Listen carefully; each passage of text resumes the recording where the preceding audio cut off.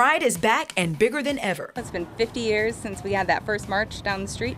They went to the city office, asked for a permit, and they were like, nah, that's never going to happen in San Diego. And here we are, 50 years later. 50 years later, San Diegans are still having to root out hate by pursuing justice with joy.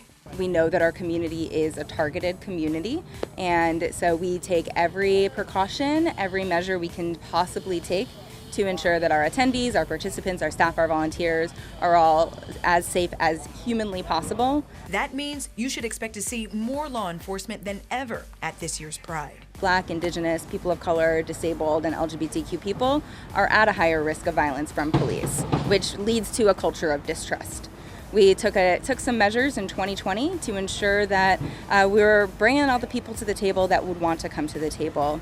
But you might not see law enforcement like you did last year. And excitingly, this year, our new police chief, Scott Wall, has decided that San Diego Police will be marching out of uniform. That means San Diego Police Department's parade contingent will be dressed for fun, but expect to see others in uniform. You know, our special weapons and tactics team will be out there, as well as you'll see some of our drones, and just, you know, a footprint that is conducive to a safe environment. Our assets such as dump trucks blocking vehicular traffic from making it towards the parade route. Lieutenant Dan Meyer with San Diego Police says that after the drive-by pellet gun incident in May near LGBTQ bars in Hillcrest, they're now increasing security technology at this year's Pride. And that's why you saw the department, the San Diego Police Department, move to increase security in the Hillcrest area by placing smart streetlights, 14 of them in Hillcrest. We see a public safety need, and we're reacting to that need to fill the gaps